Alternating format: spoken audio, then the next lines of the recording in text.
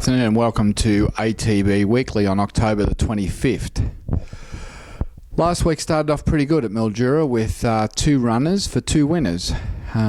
As expected, Magnus Bell was far too good for them in race one at Mildura and won by an impressive 6 lengths, as she should have in a small field after running third at her first start to Commanding Jewel, who went on to win the 1,000 guineas at Caulfield.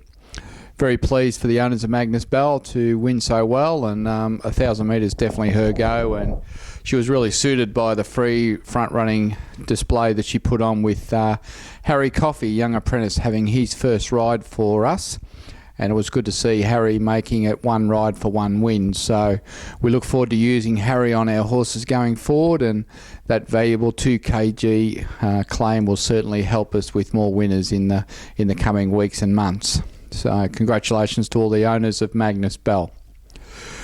The other runner on the day in the last was Bear Min, third or fourth up from a spell this time in, ridden by Dean Yendall, 1,300 metres, and she was too good from 2. Just got there in the end after being a little bit keen early with a lack of speed, and had to go back and come around and got the job done. She'll go on with it. She's a pretty talented mare, and I think once she gets out to further, she will certainly be winning a few races, is Bear Min. So once again, congratulations to all of her owners, and a special mention to those who bred her with us, John Rayner and Peter and John Gialantis. Well done, guys. She's been a good old mare for us, vitamins, and Bear Min certainly looks like she'll measure up to city class in time. On Saturday, we went down to Caulfield for the running of the Caulfield Cup with our entrant Jackalbury engaged. Look, Jackalbury ran 13th in the race. He was never on the track, trapped 3 and 4 wide most of the way after missing the start. And he hunted up 3 wide and just failed to get in to a good spot, just half a length off getting in with cover. However, he raced without cover and was, a little bit underdone going into the run. At the 700, when they quickened, he was flat-footed and left and drifted back to second last. But to the horse's credit, he got going again in the straight and made up a number of lengths and passed a lot of horses. And even though he ran 13th, he was only beaten some 6.5 lengths. He had a really good blow after the run. He's pulled up good. He'll be fitter for the main race he's here for. And I think we'll have more luck in the Melbourne Cup on a bigger track over 3,200, and that's the race he's going to be primed for. So don't ride him off, Jackalbury. I know he's probably gone out to 50 to 1, but he can stay that horse, and he's a proper staying type, so he'll be riding the Melbourne Cup up to his ears.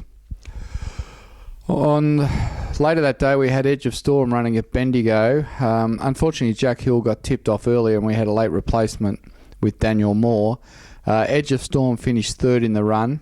It was just a fair effort, but it was a leaders dominated track for the day, and he whacked away to run third, and I think with fitness and further distance, and he does need the speed on, he'll do better next time. But third's better than not running a place at all. Rochester had a run up at Darwin later on Saturday and finished well back. He got interfered with and knocked around in the running, so we have to pay to forgive that run. We've sent him out for a spell now. He's been up in work since about April, so he's been in a long time, and he won 2 races. And he'll come back later in the year in Darwin, and he's been a good fun horse for the guys up there. Yesterday we went down to Geelong for the Geelong Cup, where we had Tac de Bastron engaged. His first run in Australia since coming from France. A 7-horse field. It was a farcical run affair. For those who watched it, they hacked along early and went probably even time, not much quicker, and turned it into a 600-metre sprint to the line, where Gatewood was too good and won the race, ran his last 600 in 32.09, which is unheard of for stayers.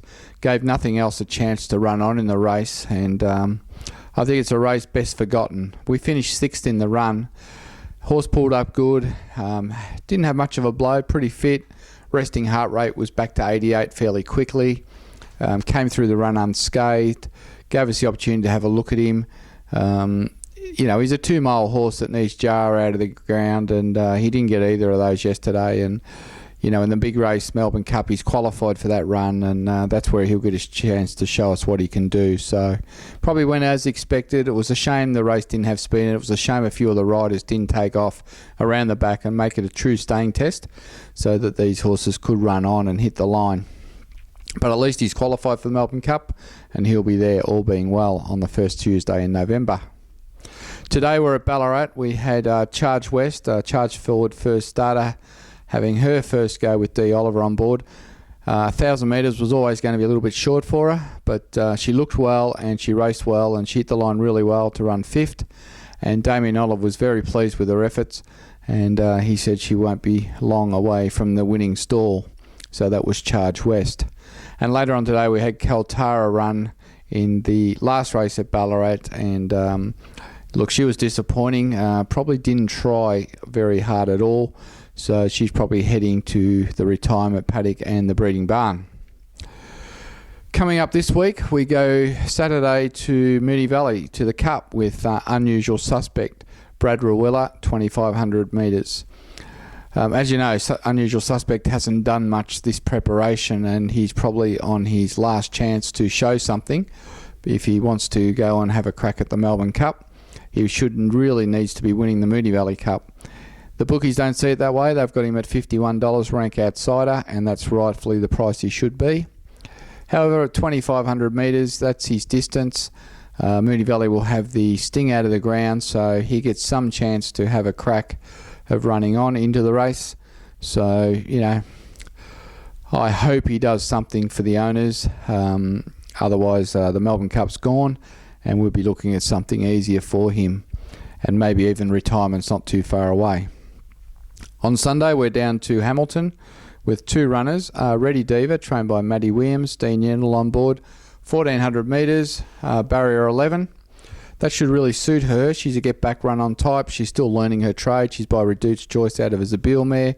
She's going to take a few runs, and she's going to probably take a couple of preparations. As we know, horses out of those Zabeel mares just get better with age, and you've got to be patient. But she's shown enough, and I think she'll be very competitive and very hard to beat on Sunday at Hamilton. That's Ready Diva.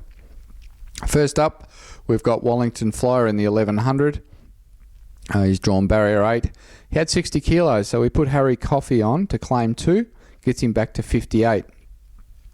And as I said, Harry rode his first winner for us last Friday, so let's hope he can do it again this Sunday on Wellington Flyer, who has he's had a good spell, had a couple of little issues, but I think he's over those now. He's hardly missed a place in his career, this horse, and Darren said he's improved this preparation, and he's trialled well both times that I've seen, and we expect a forward showing this time from Wellington Flyer. After Sunday, probably got a couple of quiet days before we go to Bendigo on Wednesday, Bendigo Cup Day.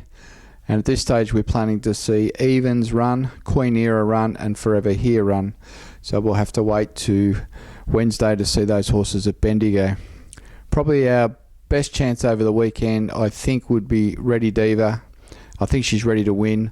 Wellington Flyer will be good first up, and then we'll wait to Wednesday to see Evans, which I suspect will break her maiden status with luck.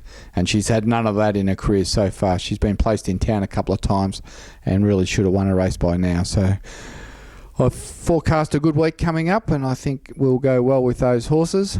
Not long now to the Melbourne Cup. Only a couple of weeks to wait. So no luck last week with Jacklebury getting caught wide in the Caulfield Cup, Tactibra Strong having no pace on.